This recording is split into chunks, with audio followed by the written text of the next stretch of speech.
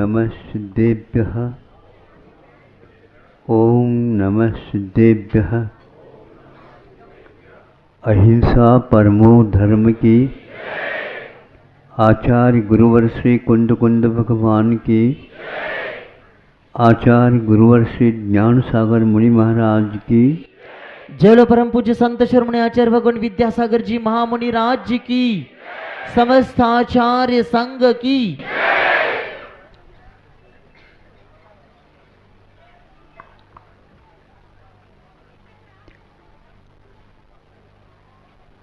जीने को तो सब लोग जी रहे हैं। जीवन का रहस्य समझने वाला व्यक्ति ही जीने का अधिकारी होता है।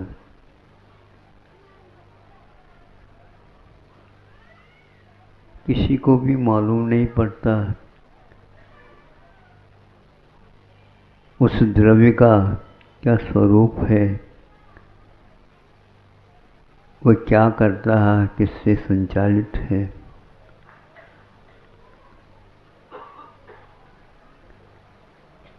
रहस्य रहते हुए भी संवेदन आज तक छूटा नहीं उसका। कई लोग इसके बारे में कई विकल्प करते होंगे। जीव है क्या नहीं है क्या पता। जब पता भी नहीं है तो जीव का पालन करना क्या वस्तु है। तो फिर यदि पालन नहीं हो सकता है तो भगवान की ध्वनि में जीव दया की मुख्यता क्या वस्तु।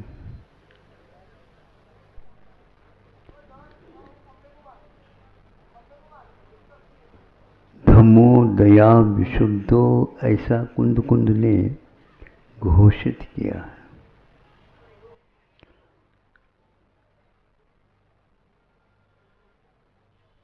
दया के माध्यम से ही धर्म का रहना संभव है। जिस जीवन में दया नहीं है वह व्यक्ति किसी भी प्रकार से धर्म का पालन कर ही नहीं सकता, क्योंकि वह दया के बिना धर्म होता ही नहीं। ऐसे परम पुरुषों ने इस भारतवर्ष में समय समय पर घोषणा की है।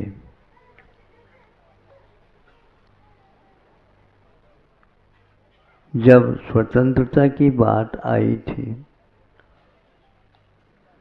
उस समय भारतवर्ष की, तो उस समय सत्याग्रह होते रहे।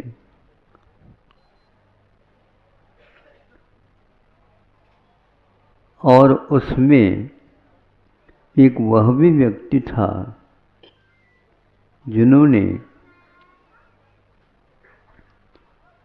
स्वतंत्रता के लिए जो आवश्यक धर्म अपेक्षित है, और वैसे आप लोगों ने सुना, कई लोगों के मुख से सुना होगा, जिन्होंने इस वर्धा नगर में अपना कुछ काल व्यतीत किया। और इसी को क्यों चुना है ये तो वो जाने या तो भगवान जाने। लेकिन बाद में तो ये तो कहा जाता है उस व्यक्तित्व का योगदान कितना था बड़ा इस देश की आज़ादी के लिए। तो वह व्यक्ति यहाँ पर आकर के रह जाता है तो अपने आप पूछे बिना भी सिद्ध होता है वर्धा कोई विशेष स्थान अवश्य है। लेकिन उस व्यक्ति ने किस बल पर इस स्वतंत्रता की घोषणा की थी इसके बारे में बहुत कम लोग जानकार हैं। धीरे धीरे वस्तु स्वरूप उद्घाटित होता है तो कुछ लोग मान लेते नहीं आस्था के कारण, और कुछ लोग विज्ञान के कारण, और कुछ लोग स्वरूप समझ करके। उन्होंने इस स्वतंत्रता के लिए दया धर्म को एक अमोघ शस्त्र माना था, उसके साथ साथ सत्य धर्म को भी स्वीकारा था। उस समय चर्चा का ये विषय हुआ बना था। मैं इसी इन दोनों वस्तुओं के माध्यम से ही सत्य का आग्रह कर रहा हूँ। उनके साथ रहने वाला एक व्यक्तित्व, या जिनको कह दो उसी ही पद चिन्हों पर चलने वाला व्यक्तित्व विनोबा जो भी है, वो एक कदम आगे बढ़ कर के कहते थे, मैं सत्याग्रह नहीं करना चाहता हूँ, सत्य का आग्रह भी नहीं करना चाहता हूँ, मैं सत्यग्राही बनूंगा, यह अवश्य कहता हूँ। समय समय पर ये सब परिवर्तित होते हैं, किंतु सत्य को ग्रहण करना महत्वपूर्ण है, सत्याग्रह इतना महत्वपूर्ण नहीं है। ऐसे सत्याग्रह करने वाले कई लोग होते हैं। उस समय में एक बात मैं कहना चाह रहा हूँ, वह व्यक्ति छुपा हुआ सा है, लेकिन इस आंदोलन में उनका भी बहुत सशक्त वरदान हाथ था।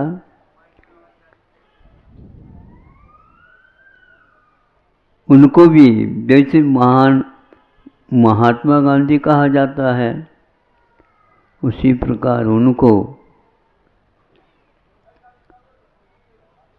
तिलक कहा जाता था, बाल गंगाधर तिलक। अब आप मानते जाओ, बाद में लोकमान्य उनका नाम तो नहीं था, बाल गंगाधर था। बालक होते हुए भी गंगा को धारण करने की क्षमता किस माध्यम से थी, हमने तो इसको इस रूप में स्वीकार किया है।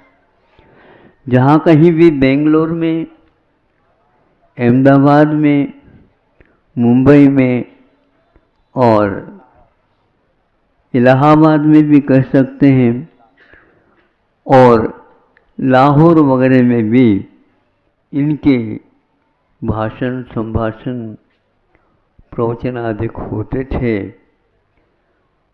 उस समय में उन्होंने जो भाषण दिए वो बहुत मार्मिक है। उसको भी लोगों के सामने रखने की आवश्यकता कि ऐसे ऐसे व्यक्तित्व विनोबा जी और गांधी जी के साथ रहते थे, और उसका बल संबल भी उन्हें प्राप्त था। तिलक जी ने कहा सत्याग्रह के समय पर,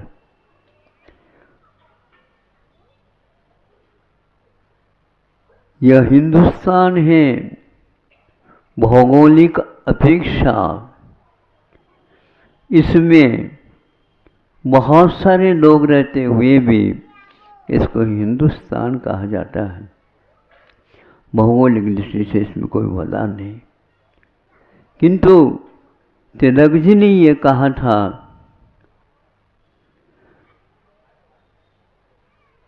कि अहिंसा की ओर प्रेरित करके पूरे हिंदुस्तान को यदि अहिंसा धर्म का लाभ हुआ है तो जैनियों के द्वारा हुआ है। यह सारा श्रेय जैनियों को जाता है। अनेक प्रकार के धाराएं रूढ़ियाँ भारत में होती थी, होंगे विचार चिंतन होते हैं, एक नहीं हो पाते, लेकिन ये सब भिन्न भिन्न होते हुए भी अहिंसा धर्म का यदि पालन करने का श्रेय हिंदुओं को मिला तो जैनियों के माध्यम से ही मिला है। इसलिए इसमें कोई भी नकार नहीं सकता। यह जब पुस्तिका मेरे हाथ में लगी, वह पुस्तिका अन्यत्र कहीं से नहीं मिली थी, किंतु वह इसी प्रकार के स्थानों से महाराष्ट्र से उपलब्ध हुई थी मुझे। इसका सारांश हमने कई बार हिंसा को छोड़ करके अहिंसा में परिवर्तित अपने आप के व्यक्तित्व जीवन को करने वाले व्यक्तियों के सामने उन्होंने ये कहा, और यह आज भी पुस्तिका आपको उपलब्ध हो सकती है। 3-4 बार इस ढंग से उन्होंने कहा, तब कहीं जाकर के यह ध्वनि निकलती है। उन्होंने गीतांजलि, हाँ, उसमें भी इसका आधार लेकर के कहा है, इसमें कोई संदेह नहीं है। ऐसे दृढ़ निश्चय वाले व्यक्ति है, ये भारत को 200-250 वर्ष से स्वतंत्रता का अनुभव कर रहा था, जी क्या रहा था, वह तो एक प्रकार से योग था, जी लिया, अंत तो घटवा स्वतंत्रता मिली, आपको ज्ञात है। लेकिन आज आप लोग इसका अध्ययन नहीं करने के कारण अपने कर्तव्य से फिर भी विमुख जैसा ही है। कुछ लोग जो कि इन्हीं गिने बचे होंगे जो इस रहस्य को समझते हैं। इस प्रकार के अहिंसा को स्थापित करने जैसे अनेक कुरीतियों को छोड़ करके धर्म कभी कभी किसी एक जाति विशेष का ही वह एक स्वरूप बन जाता है, लेकिन उनका ये कहना अहिंसा के बल पर ही जिन लोग अतीत में रहे और ये ध्यान रखें, उस दयामय धर्म के दया के द्वारा ही धम्मो दया विशुद्धो कहा, ये कुंद कुंद की घोषणा अष्टपाउड़ में हुई है। हाँ, बौद्ध पाउड़ में, अष्टपाउड़ में यह इस प्रकार का स्वरूप मिलता है। यदि धर्म बचा है तो दया के बिना नहीं, और दया को छोड़ करके आज कोई भी मान लो धर्म को मानने के लिए तैयार नहीं है, तो वे लोग अविवेकपूर्ण जीवन जी रहे हैं। कुंद कुंद के रहस्य को समझते हुए भी वह एकमात्र अपने स्वार्थ के पीछे पड़े हैं। दया को भूलना तो जैनियों को भूलना है। यदि स्वीकार करना चाहते हैं तो करो, और यदि नाम मात्र के दया धारण करना चाहते हो वो भी चलता है। लेकिन गांधी जी ने कहा नहीं, मैं नाम मात्र को स्वीकार नहीं करता, काम हमारा पहले, कर्तव्य हमारा पहले वही रहेगा। किसी को दुखी बना करके हम धर्म का पालन नहीं कर सकते। और परस्पर उपग्रहो जीवाना, आप लोग अपने ध्वजा, अपने जो कुछ जहाँ पर स्थान है वहाँ इसको अंकित करते हैं। 3 लोक में कोई सार वस्तु है तो परस्पर उपग्रहो जीवानाम ये कहा, और इस प्रतीक को हमेशा हमेशा याद रख करके और इस प्रकार के महान व्यक्तित्व के बारे में कुछ छाती फुला करके कुछ बोलना चाहते हो आप, तो उसके साथ साथ इसका रूप स्वरूप भी धारण कर लेना चाहिए कि मानव जीवन की सभ्यता किसके ऊपर आधारित है। इसको देखने के लिए चली जाए। यहीं पर हमें खादी का इतिहास एक पुस्तिका मिली थी। उस समय आना पाई के ऊपर उसका लिखा जाता था, किंतु मूल्य नहीं लगते थे। मूल्य स्वाध्याय, मूल्य दया का पालन, ये लिखा जाता था। और उसमें उस दया धर्म के पालन करने के लिए सामान्य रूप से जो गृहस्थ रहता है उसके लिए सभ्यता यहाँ से प्रारंभ हो जाती है। आदिवासी अभी भी बसते रहते हैं, बक्खल वगैरह वे पहन लेते हैं, पेड़ पत्ते वगैरह ढक लेते हैं अपने लज्जा को। वह भी रहते हुए वस्त्रों में जो आज व्यवस्थित हैं वो उसको सभ्यता बोलते हैं। इस सभ्यता को जीवित रखने के लिए खादी का इतिहास एक पुस्तिका देख लेनी चाहिए। वह किसी एक मजहब के लिए और किसी इसके लिए नहीं, किंतु मानव कहाँ से मानव रहता है और यह धीरे धीरे इतिहास अपने आप सिद्ध हो जाता है। विदेशों में आज अनेक प्रकार के पोशाक पहनाव पहनते हैं और आज भारत में भी उसका असर पड़ता जा रहा है। लेकिन आज यह फिर भी यह स्त्री समाज का वेशभूषा है, यह पुरुष समाज का वेशभूषा है, आदि आदि। किंतु आप लोगों को ये याद रखना चाहिए क्यों है, तो धर्म का पालन इस वस्त्र के बिना भी नहीं हो सकता। वस्त्र का त्याग करना, निर्विकल्प होना और दयामय धर्म के उत्कर्ष को प्राप्त करना है।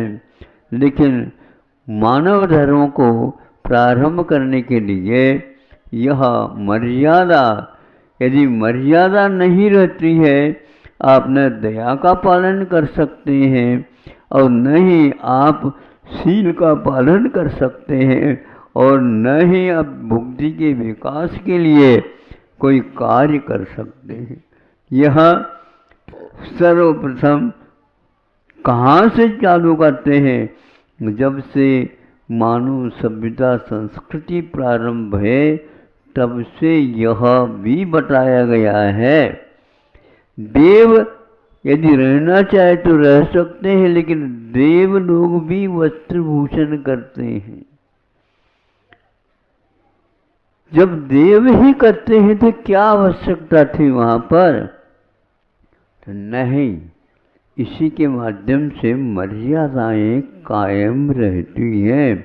यदि मर्यादा रखी है तो पक्का है वह धर्म का पालन भी अवश्य करेगा, उसके बिना वह काम नहीं हो सकता।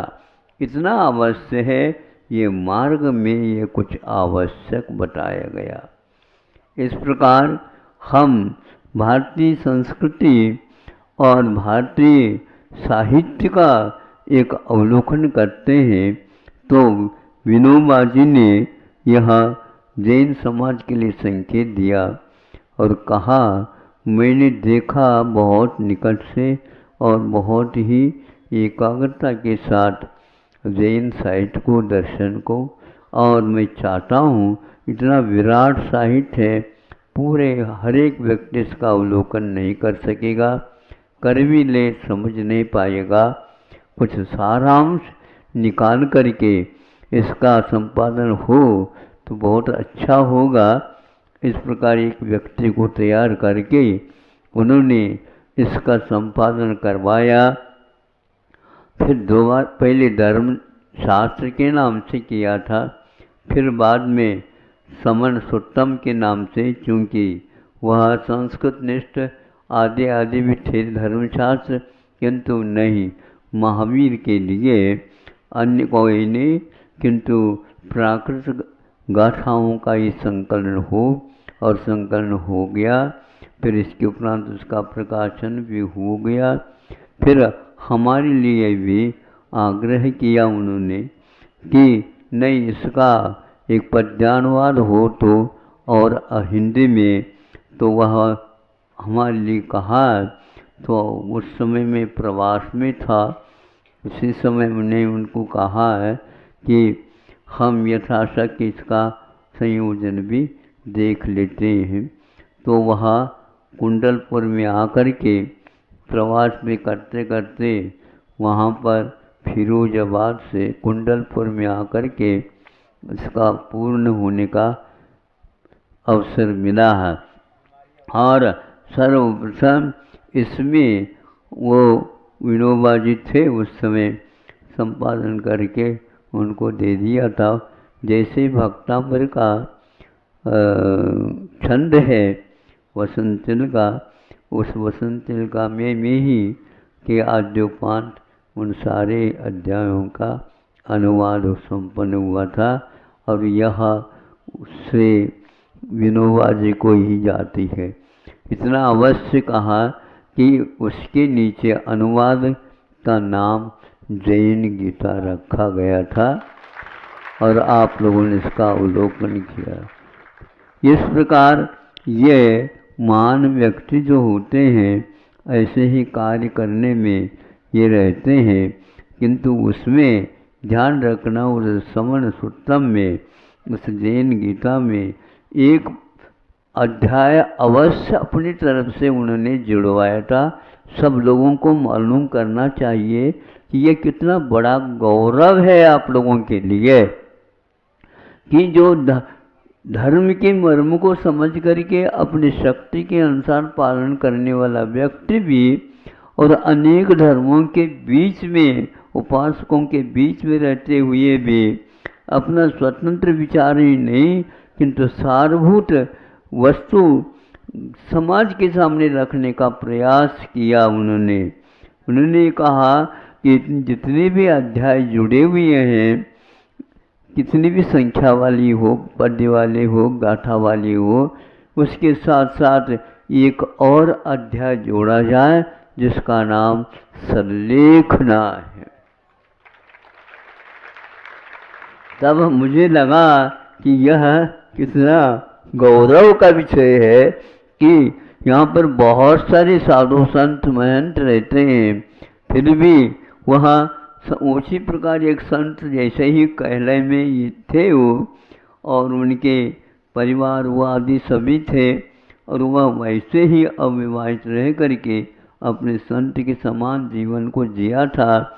और जब ये रखा तो मुझे लगा कि ये विशेष बात है कि अन्यत्र भी होते हैं, किंतु संलेखना का नियम एक प्रकार से जैनियों में आज भी पल रहा है, और उसको रख करके 8-10 गाथाएँ सारांश के रूप में रख करके उसको पूर्ण कर दिया गया, और उसका अनुवाद भी हमने उसी प्रकार करके उन तक पहुंचाया। यह निश्चित है कि वस्तुतः आदि कहाँ से होता है, अंत कहाँ से होता है, अंत में अंत भलासु सब भला है कहा गया है।